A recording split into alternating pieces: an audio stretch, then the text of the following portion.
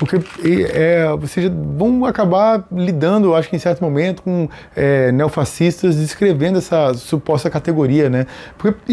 E o que vem, de onde vem isso, né? De onde vem essa informação? Durante lá o Consenso de Washington, tal, né, especialmente nos anos 90, houve uma série de iniciativas tomadas pelos dois grandes partidos dos Estados Unidos, o Partido Republicano e o Partido Democrata, defendiam ideais da globalização, abertura dos mercados, desregulamentação financeira, privatizações, diminuição de impostos sobre os estratos mais favorecidos da população, etc, etc. Todas medidas neoliberais desgracentas, vamos resumir assim, né?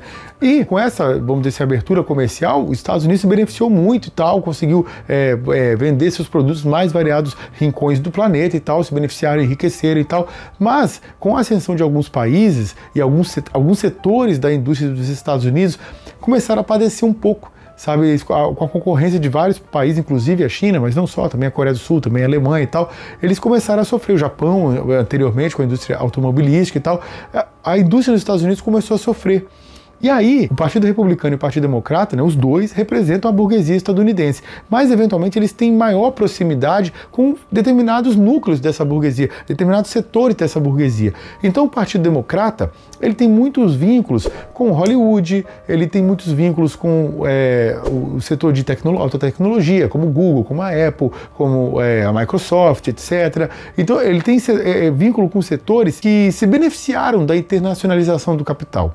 E o Partido Republicano, ele tem vínculos com setores que se beneficiaram, tem, como por exemplo, e esse também é um vínculo que o Partido Democrata tem, como o complexo industrial militar. Isso os dois lutam para ver quem os beneficia mais, beleza. Mas o Partido Republicano também dialoga com setores que vieram a ser prejudicados por essa internacionalização do capital, mesmo que o próprio Partido Republicano também a tivesse defendido, como eu já destaquei. Então assim, os setores siderúrgicos, o setor têxtil, o setor agrícola, que eventualmente saíram prejudicados, né, com a disputa, com essa internacionalização, com essa globalização.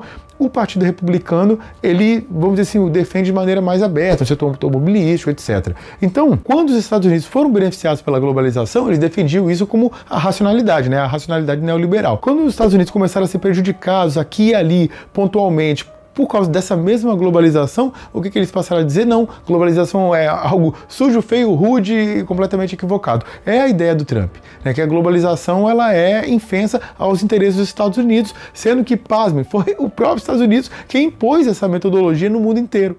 E aí eles passaram a dizer o seguinte, que esses defensores da globalização são os globalistas. E o que é mais curioso, assim, é que eles continuam, né, o Trump continua a todo momento defendendo a globalização desde que seja benéfica para os Estados Unidos. Então, tipo assim, é uma coisa muito curiosa e muito hipócrita, né? E algumas pessoas aqui, os neofascistas brasileiros, eles também reproduzem, não, ele é um globalista, ele não sei quem é globalista e tal. E, claro, em sua irracionalidade padrão, eles não conseguem detectar o que é esse discurso sobre globalistas.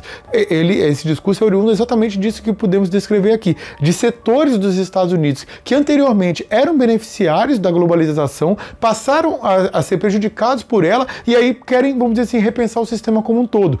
Claro, repensar o sistema para o quê? Para que os Estados Unidos voltem a ser exclusivamente beneficiários da globalização. Porque o Trump não defende, por exemplo, para a indústria cultural, da qual os Estados Unidos ganham muito dinheiro, que tenha, vamos dizer assim, impostos, que se feche os países, que não deixe, vamos dizer assim, que os produtos deles, como produtos culturais, tais como redes sociais, ou tais como a indústria de Hollywood e tal, que aliás é uma grande ferramenta de soft power, que eles não consigam entrar em outros países, como por exemplo o Brasil e outros mais. Não, ele diz aí a economia tem que estar aberta. Mas para o setor que os Estados Unidos perderam competitividade, aí não, aí eles são globalistas. Então você vê que é uma hipocrisia arrematada e o pior é que membros neofascistas aqui no Brasil reproduzem esse discurso que vamos dizer assim, tem vistas única e exclusiva a defender certos setores defasados, certos setores que perderam competitividade lá dentro dos Estados Unidos. É realmente uma, vamos dizer assim, uma dominação mental que esses sujeitos são submetidos que é realmente impressionante.